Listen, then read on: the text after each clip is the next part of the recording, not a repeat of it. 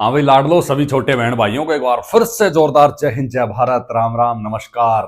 भाई SSC GD की तैयारी करने वाले सभी साथियों के लिए आज जो वीडियो रहने वाला है वो शानदार रहेगा। इस टॉपिक को लेके एक तो एसएससी जीडी में भर्ती होने के बाद जब आप रिटायर आते हैं तो क्या पेंशन मिलेगी और मिलेगी तो किस हिसाब से मिलेगी, क्योंकि ये चीज में बदलाव हो चुका है। पहले आपको जो भी पैरामिलिट्री के सोल्जर्स हैं सभी को 2004 से पहले इंडियन आर्मी नेवी और एयरफोर्स सबको सेम पेंशन दी जाती थी उससे पहले के जो भर्ती, लेकिन 2004 के बाद थोड़ा सा इसमें बदलाव हुआ है। अपन इस पे बात करने वाले हैं। सैलरी के बारे में पहले भी बता चुका हूं। आप अगर एसएससी जीडी के थ्रू किसी भी पैरामिलिट्री में जाते हैं तो पैरामिलिट्री हमारी आती है भाई होम मिनिस्ट्री के अंडर में, ठीक है।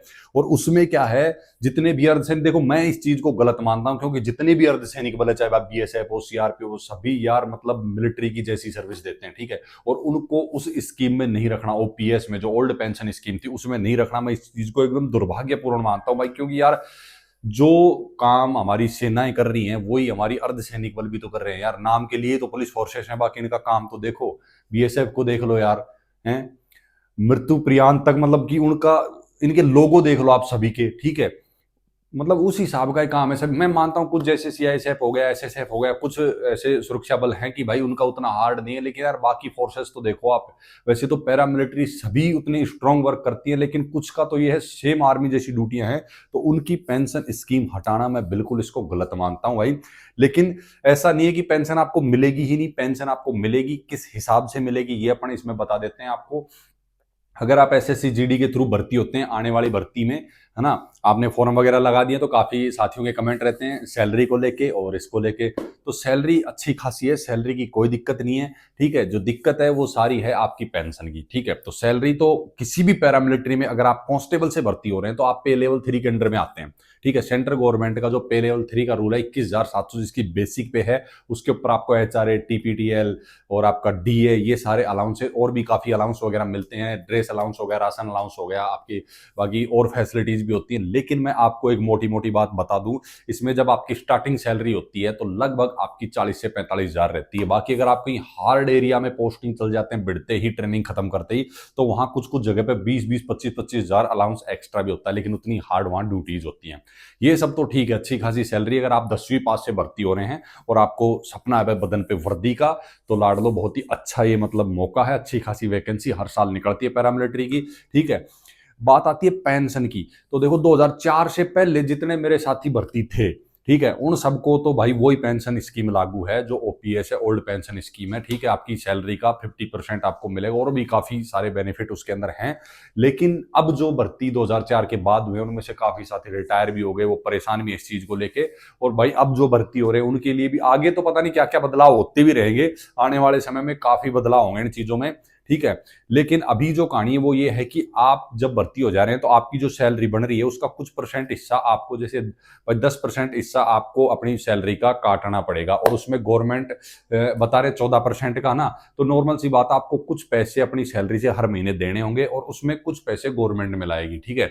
हर महीने के हिसाब से ये चलेगा, जितने साल आप सर्विस करेंगे, है ना, तो वो जितना पैसा जुड़ जाएगा वो आप ही का पैसा रहेगा। उसका इंटरेस्ट गवर्नमेंट खाएगी, तो उसी की बेस पे आपको वो देगी, पेंशन देगी। बाकी उनके पास जमा रहेगा, आपके रिटायरमेंट के बाद में भी आपको लगभग 20 से 30% कुछ आपको निकाल देंगे उसमें से, और बचे हुए जो अमाउंट है उसको वो होल्ड रखेंगे और उसी से आपको पेंशन देंगे। मतलब आपका ब्याज एक तो इतने साल से आप जोड़ते हुए आ रहे हैं उसका कितना इंटरेस्ट बढ़ जाता है, क्योंकि वो उस पैसे को भाई शेयर मार्केट वगैरह इन चीजों में भी लगाएंगे। तो उस हिसाब से अभी जैसे जो फिर से स्कीम निकाली है इसको मॉडिफाई करके, उस पे देख रहे हो भाई शेयर मार्केट पे डिपेंड करता है, वो वहां भी उसको पैसे को लगाएंगे। फिर अगर फ्लैक्चुएट होता है, कुछ दिक्कत आती है तो थोड़ी रिस्क रहेगी, रिस्क का डिवाइडेशन कुछ गवर्नमेंट झेलेगी, कुछ आप लोग झेलेंगे।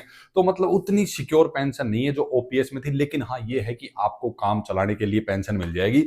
हाँ अगर आप 60 साल सर्विस करते हैं, मान के चलो आप भाई 23 साल के भर्ती हो गए, 25 साल की भर्ती हो गए, 20 के भर्ती हो गए, तो आपके पास में एज है भाई 35 साल, 36 साल, 20 साल भर्ती होने वाले के पास में 40 साल है। तो उस हिसाब से मतलब अलग अलग आपका एज क्राइटेरिया से आप जब भर्ती हो रहे तो आपके पास उतना मौका सर्विस करने का। कोई 40 साल करेगा, ठीक है, तो कोई 42 साल करेगा, मैक्सिमम 18 साल भर्ती होने वाला जो है 41-42 साल सर्विस करेगा, तो उसकी जो है मतलब काफी सारी पेंशन बनेगी, उसका पैसा काफी सारा इकट्ठा हो, लेकिन उतना ही पैसा उसका होल्ड हो जाएगा, तो उतना उसको भाई ब्याज भी बनता है उसका उतना, तो उस हिसाब से उसकी पेंशन ज्यादा बनेगी। मिनिमम सर्विस एक कांस्टेबल की 20 साल होती है, 20 साल आप करेंगे तो बहुत ही कम पेंशन बनती है इसमें। तो भाई मेरा मानना ये है, आप अगर जॉब लग भी जाते हैं तो जॉब में रहते हुए कुछ ऐसा अपना इनकम सोर्स भाई अपना वो कर लेना, ठीक है, उतनी सेविंग अपनी बना लेना, या फिर कुछ ऐसा बिजनेस सेटअप करने का प्लान कर लेना कि भाई रिटायरमेंट के बाद में मैं ये सब संभाल सकूं या ये सब चीज कर सकूं। क्योंकि इसमें जो नई पेंशन स्कीम जो है उसमें काफी दिक्कतें आ रही है। बाकी अगर आप लोगों को चाहिए कि भाई हमें ऐसा कोई सोल्जर का वीडियो चाहिए आपको जो 2004 के बाद भर्ती हुआ था और वो रिटायर हो चुका, तो उसकी कितनी क्या पेंशन आ रही है, मेरी निगाह में काफी है। अगर आप लोग बोलेंगे, कमेंट करेंगे कि हाँ हमें उससे भाई पूछना है, तो आप अपने कमेंट डालो क्या क्या चीज आपको पूछनी है, मैं उनको जो है किसी एक पॉडकास्ट के अंदर उनको ले आएंगे और आपसे मतलब रूबरू करा देंगे भाई कि हाँ आपके जितने डाउट रहेंगे सारे डाउट उनसे पूछ के आपकी सारी जो है जो भी डाउट रहेंगे सब कुछ क्लियर हो जाएगा भाई, ठीक है।